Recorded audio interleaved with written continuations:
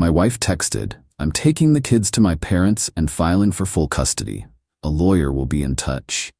I replied, "Noted." Then I emailed her lawyer the hidden camera footage from the nanny cam she didn't know about. 24 hours later, her lawyer was calling me to make a deal. Original post I-36 mail got the text while sitting in a client meeting. My phone buzzed. I glanced down, and there it was. My wife Victoria, 34, had just blown up our marriage and weaponized our kids via text message. Taking Emma and Jake to my parents' house, filing for full custody. Don't try to contact us. A lawyer will be in touch. My 2 kids, Emma's 7, Jake's 5, the lights of my life. And she was just taking them. My client must have noticed my face change because he asked if everything was okay. I excused myself, walked to the bathroom, and read it 3 more times, each time hoping I'd misread it. I typed back 1 word, "Noted." Then I called my brother Daniel, who's a paralegal. "Can you meet me at my house in an hour? It's an emergency." See, what Victoria didn't know was that 6 months ago, after she'd started acting weird, late nights, secretive phone calls, sudden girls' trips, I'd installed nanny cams in our house. Not to spy on her, honestly. I was worried about the kids. She'd been drinking more, and I wanted to make sure they were safe when I wasn't home. The cameras were tiny, built into everyday objects. 1 in a fake plant in the living room, 1 in a clock in the kitchen, 1 in a picture frame in the hallway. All perfectly legal since it was my house too, and they were in common areas, not bedrooms or bathrooms. What those cameras captured over the last 6 months was illuminating. Victoria day drinking while the kids begged for lunch. Victoria passed out on the couch at 2 p.m. while Jake cried because he'd wet himself and she wouldn't wake up. Victoria on the phone with someone saying, "No, my idiot husband has no clue. He'll pay child support and alimony forever while I live my best life with you." But the worst? 3 weeks ago. Victoria's friend Brad coming over during the day. The kids were at school. What happened on my living room couch was definitely not a friendly visit. Multiple times, while wearing the anniversary necklace I'd bought her, I'd been building a case, planning to confront her with a marriage counselor, but she just declared war and used our kids as weapons. Daniel arrived at my house. I showed him the text, then pulled up the footage on my laptop. His jaw dropped. "Holy crap, Tom, this is gold. Can I use it? In a custody battle? Are you kidding? She's done, but you need a real lawyer, not me." He gave me a name. Melissa Hartley. Bulldog in the courtroom, apparently. I called her office, said it was an emergency custody situation. They got me in that afternoon. Melissa reviewed everything. The drinking, the neglect, the affair, the phone call about using me for money. "Mr. Thompson, I've seen a lot of custody cases. This is one of the clearest I've encountered. She's attempting parental alienation, but she's given us a gift by lawyering up first and putting everything in writing. What do I do?" Nothing. Let her think she's winning. When her lawyer contacts us, we'll respond appropriately. That was Tuesday. Wednesday morning, Victoria's lawyer called. Richard Pemberton from Pemberton & Associates. Fancy firm. Expensive.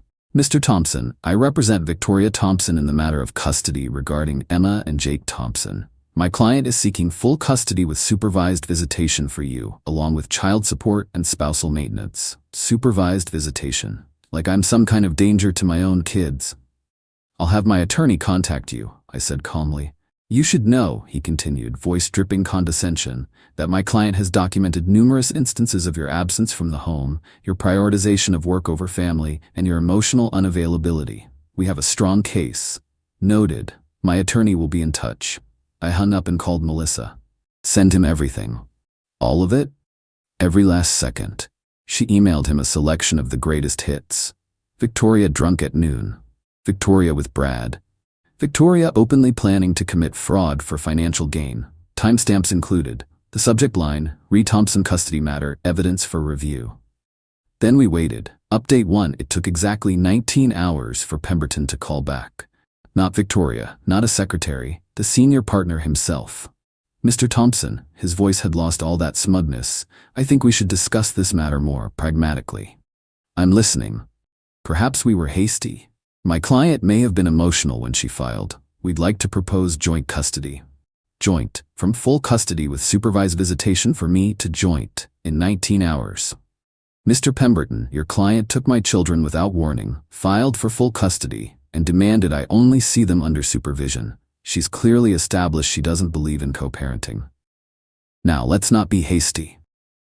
I'll be filing for emergency temporary custody based on the documented neglect and substance abuse. My attorney will be in touch. Wait, Mr. Thompson, surely we can. I hung up. Within an hour, Victoria was blowing up my phone. 89 texts in 45 minutes. The highlights. How dare you show that to my lawyer? That footage is illegal. You've been spying on me, you creep. Brad means nothing. I was just stressed with the kids. You're never home anyway. This is your fault. Please don't do this. Think of the children. I'll ruin you. I screenshot everything and forwarded it to Melissa. Then came the family intervention. Her sister Natalie called first. Tom, what the hell? Victoria's crying, saying you're trying to steal the kids. She took them and filed for full custody. Natalie, I'm responding. But she's their mother. Kids need their mother. Kids need a sober, responsible parent. Check your sister's day drinking habits. You're exaggerating. She has a glass of wine sometimes. Natalie, I have 6 months of footage. Would you like to see your sister passed out at 2 p.m. while Jake cries? Silence. That's not true. It's all on camera, time-stamped, multiple incidents. She hung up. Then Victoria's mom, Linda, called. Different approach. Tears and guilt. Tom, sweetheart, I know Victoria made mistakes, but please don't take my grandbabies away from her. She's getting help. She'll do better. Linda, she was getting help? While planning to take my kids and live off my money with her boyfriend?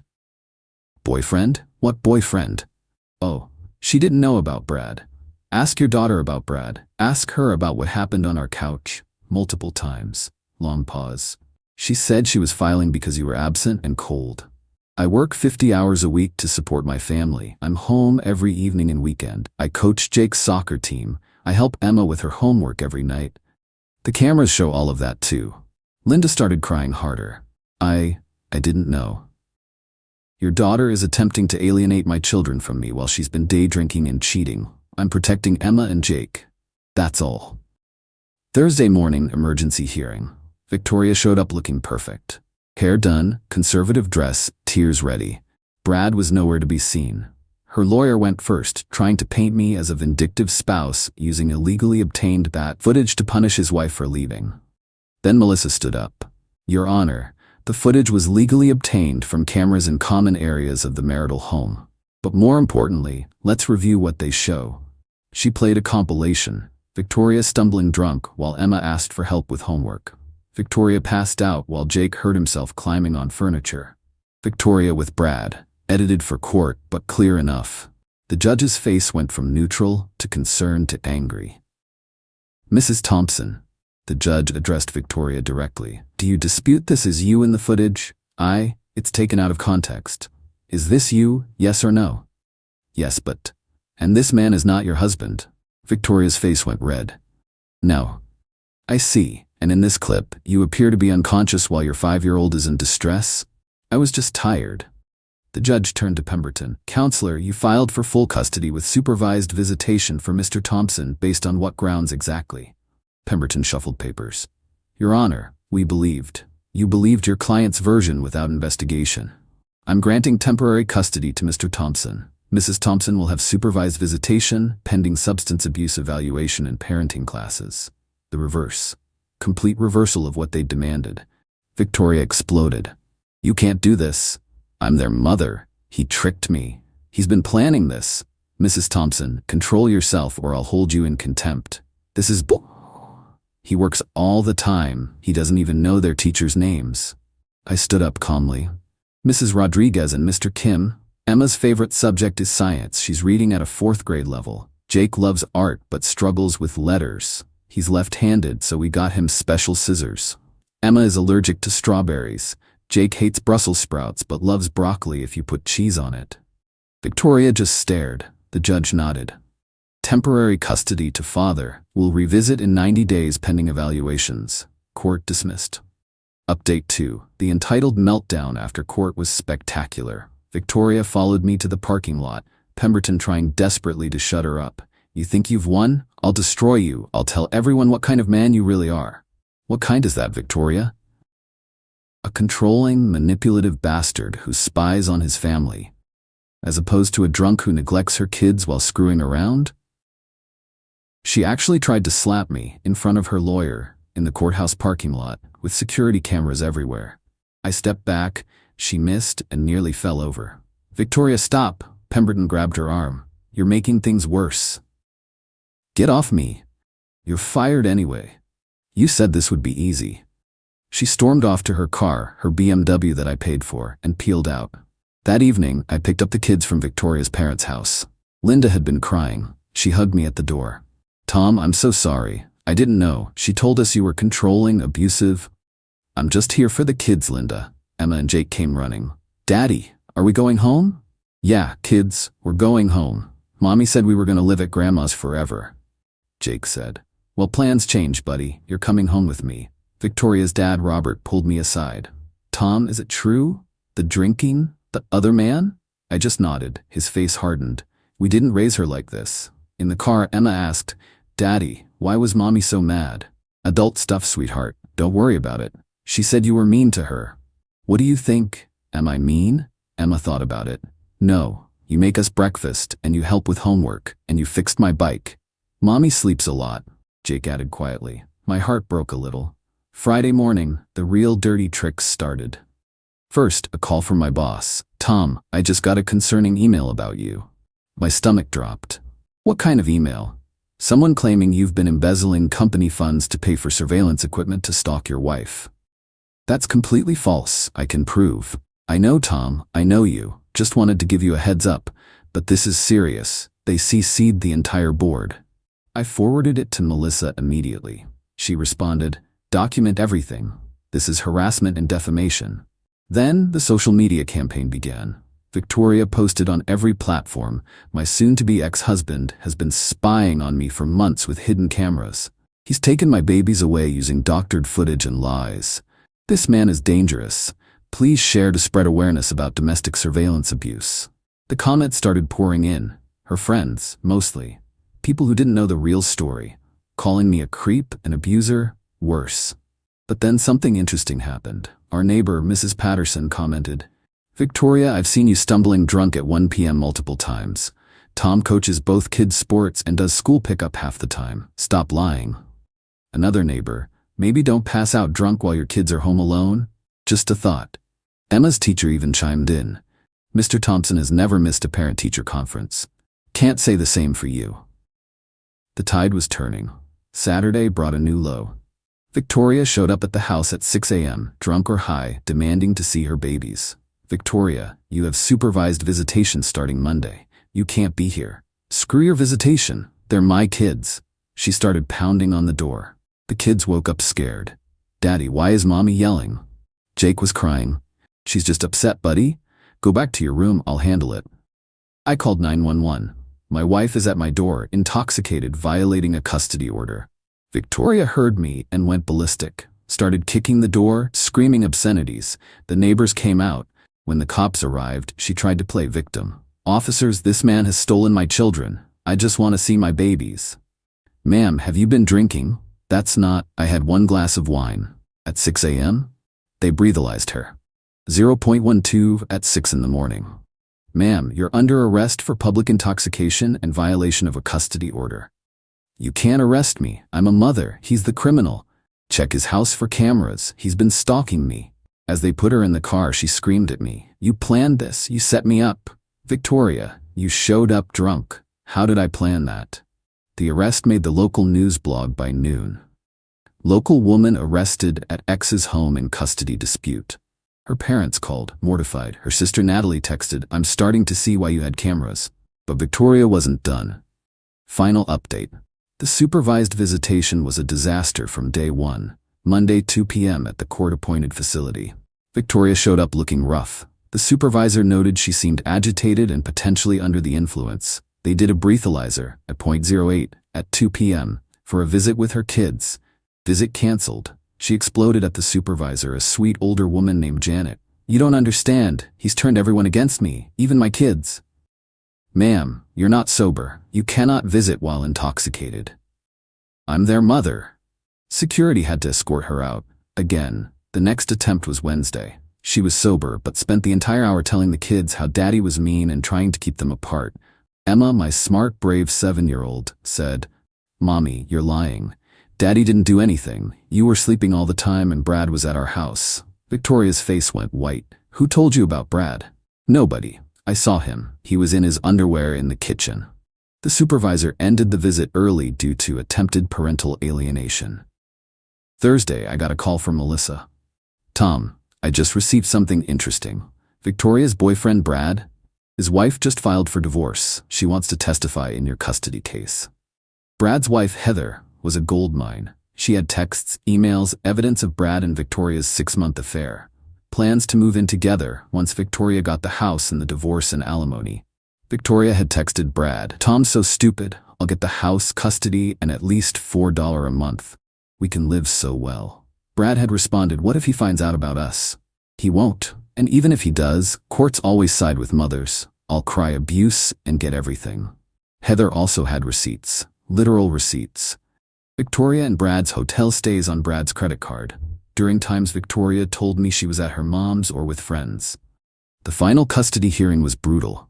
Melissa presented everything: the neglect, the substance abuse, the affair, the premeditated fraud, the false allegations, the arrest, the failed visitations. Victoria's new lawyer, Pemberton, had withdrawn, tried to argue this was all a momentary lapse due to stress. "Your Honor, Mrs. Thompson is seeking help. She's enrolled in AA, she's in therapy." "Where's the proof of enrollment?" the judge asked. "Well, she's planning to enroll." Planning. This hearing was scheduled 3 weeks ago. Then Victoria took the stand, against her lawyer's advice. "Your Honor, I'm a good mother. I made mistakes, yes, but Tom drove me to them. He was cold, distant. He worked constantly. I was lonely. I was depressed. Brad was just there for me." "Mrs. Thompson, the footage shows you intoxicated during daytime hours while sole caregiver to your children. Multiple times. I was self-medicating. Tom ignored me." "Did you seek counseling? Marriage therapy?" "No, but..." "Did you communicate your concerns to your husband?" "He wouldn't have listened." "So instead you had an affair, neglected your children, and attempted to take them from their father while planning to commit financial fraud." Victoria started crying. Not sad tears, angry tears. "This isn't fair. Mothers should be with their children. It's natural. What's natural about being passed out drunk while your 5-year-old cries?" She had no answer. The ruling was swift and harsh. Full legal and physical custody to me.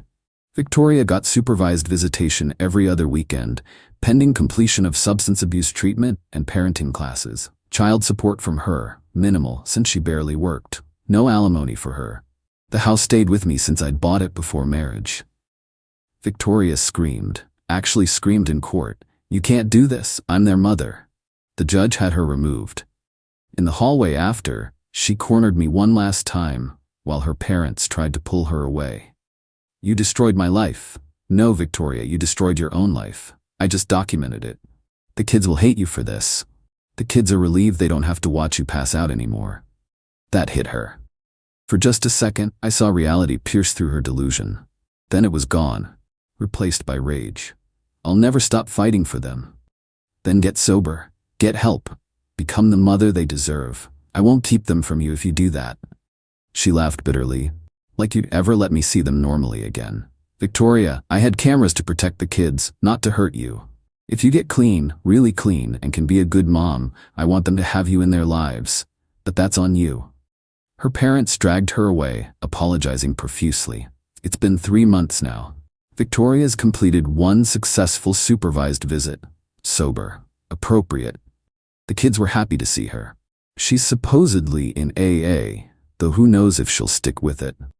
Brad dumped her the moment she lost the house and potential alimony. Heather sent me a thank you card, weird as that was. The kids are doing better. Emma's grades improved. Jake stopped wetting the bed. They ask about mommy sometimes, and I tell them she's sick but trying to get better. My boss laughed off the embezzlement claim after I showed him the receipts for the cameras. $400 total from Amazon, paid with my personal credit card. Victoria's social media campaign backfired spectacularly when the arrest report became public. DUI at 6 a.m. while violating a custody order doesn't generate much sympathy. Her sister Natalie apologized to me last week. I should have known. She's always been selfish, but I never thought she'd risk her kids. The saddest part? The kids don't miss the chaos. Emma told me last week, "Daddy, it's quieter now. I like quiet." Jake just said, "Mommy was scary sometimes." I'm in therapy myself, trying to process how I missed the signs for so long, how Victoria became this person, or if she always was, and just hid it well. But the kids are safe. They're happy. They're thriving. And those cameras? Best $400 I ever spent. They saved my relationship with my children and protected them from a mother who chose alcohol and another man over their well-being. Victoria texts me occasionally, asking for extra visits or trying to negotiate. I forward everything to Melissa. The answer is always the same. Follow the court order. Complete your treatment, then we'll talk. Last I heard from Linda, Victoria's living with them, working part-time at a clothing store, supposedly still in AA. She still blames me for everything, but at least she's not showing up drunk anymore. The entitlement never fully goes away, though. Just last week she texted, "You know I should have the house. I decorated it." I didn't respond. Some battles aren't worth fighting. The kids and I are doing okay. Not great, not terrible, but okay. We have dance parties in the kitchen, build blanket forts, and read stories every night. Normal stuff that felt impossible when Victoria was spiraling.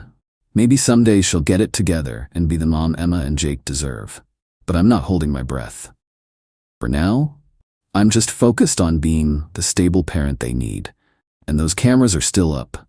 Trust but verify, especially when it comes to my kids' safety.